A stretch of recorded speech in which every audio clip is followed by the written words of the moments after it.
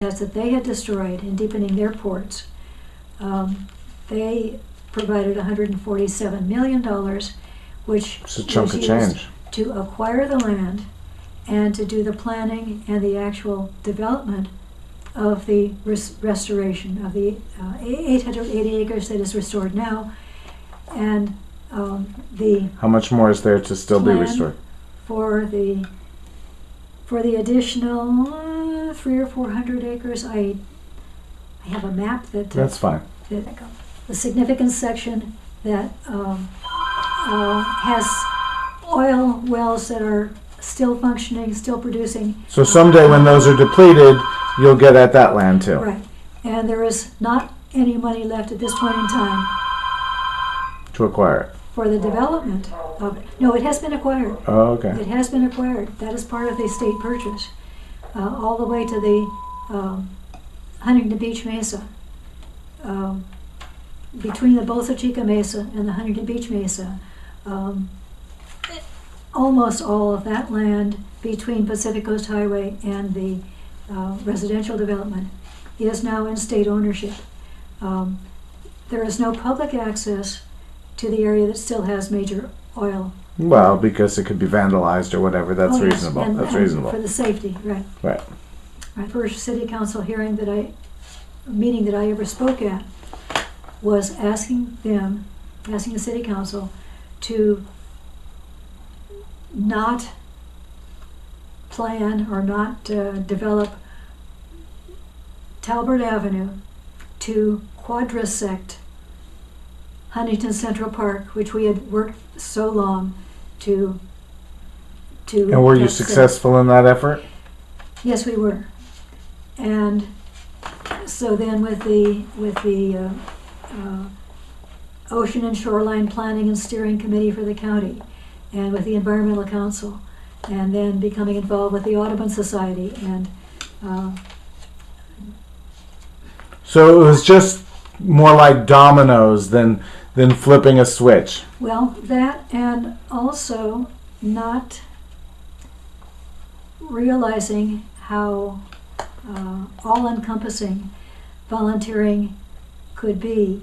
When I was asked when I joined the Audubon Society to learn more about the birds so I could enjoy the Bolsa Chica more, I was on the Conservation Committee to help save the Bolsa Chica for the birds, for the organization to enjoy.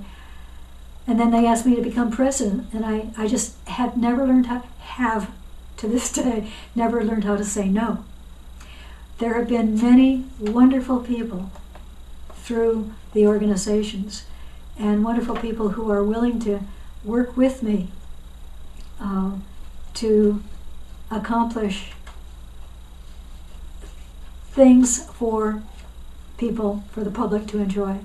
You've given a huge number of hours of volunteerism in your life, perhaps in excess of 10,000 at this point in your life. I wouldn't begin to count. Okay. In a week.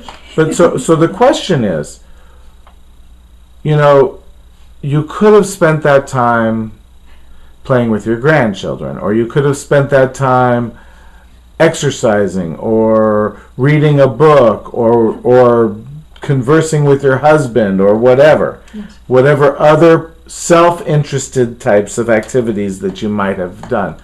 What did you get out of it that compensated you in excess of what those other self-interested things would have compensated you?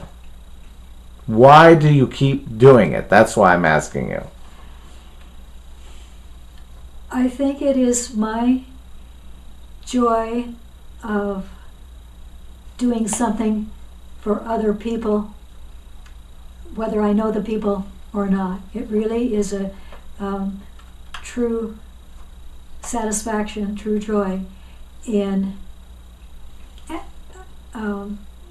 working, for example, for the Bolsa Chica, and seeing the success, and seeing the thousands of people, of school children and adults that are involved with taking the tours that we provide for the public, and their pleasure of learning a little something about this land that they had passed by for years and never stopped to enjoy, and they come back again and again.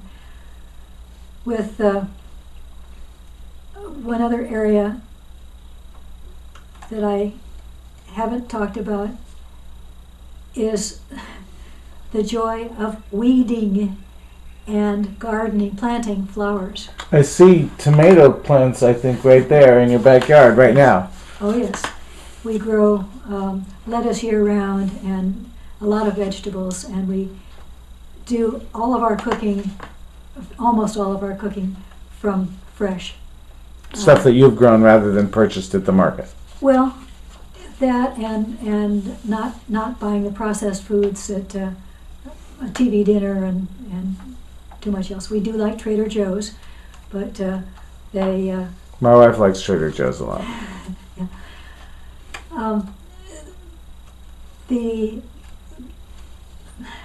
The true joy of weeding, not many people enjoy weeding, but the fact that you're starting with something that looks like a mess and is things that are choking out prettier flowers, and just the physical exercise is good, but then seeing, even if it's a 1 square foot plot, that it looks better after it's been done, and you know the plants are going to survive better. But that led to AAUW designing a garden of literary heritage in Huntington Central Park around the library when it was first built in 1975. We asked permission to plant things that were found in literature: a Bible garden, a children's garden, an English garden, foreign or Western folklore, Asian, Oriental. And AUW had the idea, designed it, volunteered once a month. We would have 10 or 15 people with our little kids out doing the gardening, doing the maintenance, and that lasted for 12 years until the library needed the land for a children's library. And a few years later, at Cornelia Conley School, where I was teaching chemistry, some of the students wanted to plant flowers, and the administration was opposed. I never to this day can tell why. They just live in fear. They're people who live in fear, that's all. Well, and the possibility of the liability. Well, it's fear. Or not wanting the parents at the private school to think that the school couldn't afford to hire a gardener. But in 1991, students and I started planting some geraniums along the driveway, just put some stems in, and they grew. And little by little, the parents asked if they could help. And in 91, we had a major work day to change in the course of 1 year the 1960s rundown landscaping to an award-winning Anaheim City Beautiful Award. City Beautiful, is that what it is? And we just completed our 20th year of students and parents having a monthly gardening day where anything from 30 to 70 people come out and work in there are 45 garden beds. 20 of them have been adopted by a family to do what they want in, to do they grow flowers or vegetables? What's predominant? Everything. Wildflowers. We have sunflowers all along the driveway and other wildflowers. Do people actually roast and eat the seeds? Yes, and we save some for planting the next year. Okay. And 12 seeds were planted 3 years ago by a student who's now a senior. and the birds have planted enough, have dropped enough in the garden bed that it is a 200-foot border, about 8 feet deep, of sunflowers and wildflowers and agaves and aloes and so forth. So there's some areas that are native plants. The students maintain 8 gardens in the classroom area, and one year they grew 162 pounds of pumpkins. What'd you do with it? We, That's a lot of pumpkin. We roasted them. I mean, we baked them and had fundraisers featuring pumpkin goodies, Pumpkin pie. all sorts. All Pumpkin kinds. pie, pumpkin cookies, pumpkin brittle, pumpkin soup, pumpkin custard. Pumpkin seeds. Didn't there may have been some. Because we always roast the pumpkin seeds from our jack-o'-lanterns. Right, right. We don't usually use the meat of the pumpkin, though. Well, we do. In fact, there are a couple of pumpkins on the table that I'll be roasting tomorrow. We did some yesterday. My wife makes, for Thanksgiving, my wife makes pumpkin pie, but she used the canned pumpkin stuff. You know, I, for years, have cooked our own, and making a pumpkin turkey chili tomorrow for dinner. Okay.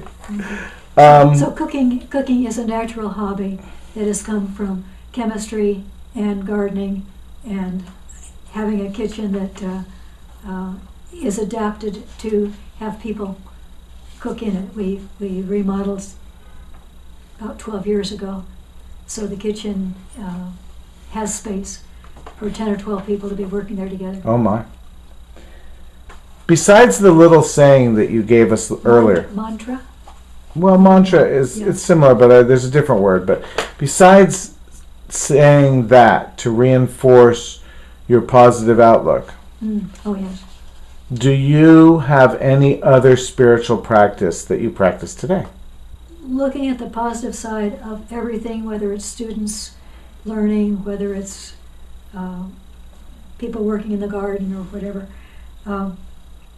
One of our viewers might have either not grown up in a faith tradition, or maybe they were so traumatized by the way they were taught the faith tradition in their family, that they have completely rejected religionism or even the existence of God or anything like that. So is there an introductory, non-threatening, low commitment level spiritual practice that you could recommend to them?